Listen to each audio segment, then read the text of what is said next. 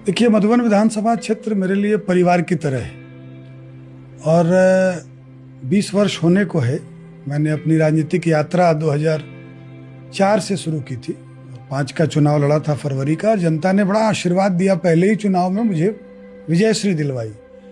और मैंने एक बात कही थी मधुबन क्षेत्र में अपने सभी मतदाता मालिकों से, और जब जनसंपर्क किया था तो मैंने कहा था कि मैं किसी नेता के नाते आपके बीच नहीं हूँ, मैं एक बेटे एक भाई के नाते आपके बीच आया हूँ और उसी विचार के साथ मैं काम करता हूँ। तो मधुबन में काम करना, वहाँ के लोगों की सेवा करना मेरे लिए एक तरह से मेरा सबसे महत्वपूर्ण काम जीवन का जो कह सकते हैं, उस भाव से हम सब काम करते हैं। और इस नाते हमारा जो क्षेत्र है वो बाढ़ प्रभावित क्षेत्र रहा है, नदियों से घिरा हुआ क्षेत्र है, जहाँ पुल पुलियों का बड़ा अभाव था। मुझे ये बात आपके सामने रखते हुए बड़ी प्रसन्नता है कि पिछले 5 वर्षों में करीब 200 करोड़ रुपए की लागत से हमने एक पुस्तिका छपवाई है, विकास रथ पर मधुबन, जिसमें करीब 1 दर्जन पुल पुलिया जो भी जनता की मांग थी या क्षेत्र भ्रमण में जो मुझे दिखा, उसको बनाने का काम हम लोगों ने किया है। करीब 150 से ज़्यादा सड़कों का निर्माण कराया है। और अब मधुबन विधानसभा क्षेत्र में हम सब ये इस काम में लगे रहते हैं, हमारी टीम, कि कौन सी सड़क छूट गई या कौन सी सड़क ऐसी है जो खराब है, उस पर हम लोग काम नहीं कर पाए हैं। ये हमारी, मैं समझता हूँ कि पुल पुलियों के क्षेत्र में, सड़कों के क्षेत्र में, और जो एक बड़ी उपलब्धि जो दिखती है और जिसको देख के बड़ा संतोष होता है कि हम लोगों ने मधुबन में ITI कॉलेज का शिलान्यास भी किया, उसका निर्माण भी कराया। जो हमारे ब्लॉक के भवन बने, ब्लॉक का थाना भवन हो या ब्लॉक का जो भवन बनता है, वो उसका शिलान्यास भी करने का और उसका उद्घाटन करने का भी सौभाग्य मुझे प्राप्त हुआ।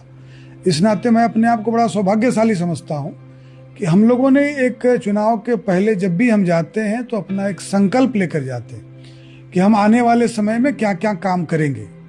आज जब हम आपके साथ चर्चा कर रहे हैं तो मुझे इस बात की खुशी है कि हम लोगों ने उन सारे संकल्पों को पूरा किया।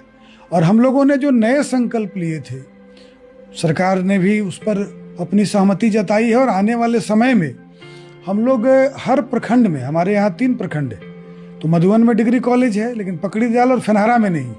तो हम लोगों ने ये संकल्प किया था कि हम अपने बाकी के दोनों ब्लॉक में भी डिग्री कॉलेज बनाएंगे। अब सरकार का इस बार के बजट सत्र में आया है कि हम हर प्रखंड में बनाएंगे। तो इस नाते ये भी संकल्प हम लोग पूरा कर पाएंगे आने वाले समय में। तो आप 5 वर्षों का अगर आप देखते हैं तो एक तो अनुभव बहुत ही शानदार रहा है।